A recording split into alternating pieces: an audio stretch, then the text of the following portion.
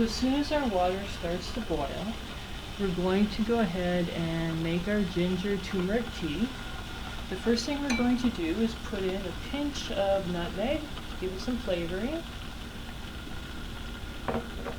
a few cloves of cinnamon will also give it some flavoring, a nice chai flavoring. We're going to put in some, about a tablespoon of cloves of garlic, whole cloves, a nice stir. And now for the ginger and the turmeric. We're going to use as much ginger as we can stand because, remember, we want to use as much anti-inflammatory properties. And those are going to be in the ginger. And put in about a third of a cup and about a third of a cup of turmeric as well. And if you shred these, you can make the tea a lot faster. So the water is boiling now. It's on a very slow boil. We give it a good stir. And what we need to do now is to let it steep for as long as possible. So I'm going to go ahead and put the lid on.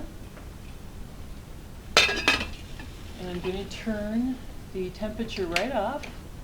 And I'm going to let this sit for 10 to 15 minutes depending on how strong you like it. So I've let the turmeric and ginger tea steep for about 20 minutes.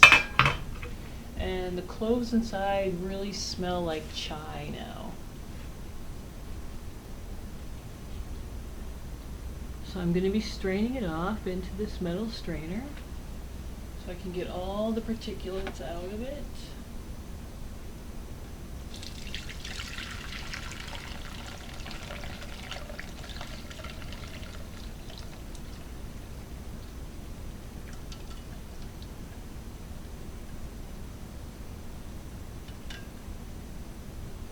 Go. And there we have our tea. And there's a couple of things that I forgot to add to it. You actually have to add to it when it's warm or it doesn't work. Here's the chai, or sorry, the turmeric and ginger tea. It smells a lot like chai. I'm going to be adding in about a third of a cup of maple syrup or sweetener. And you can either add some almond milk, or in my case I prefer to add some coconut milk.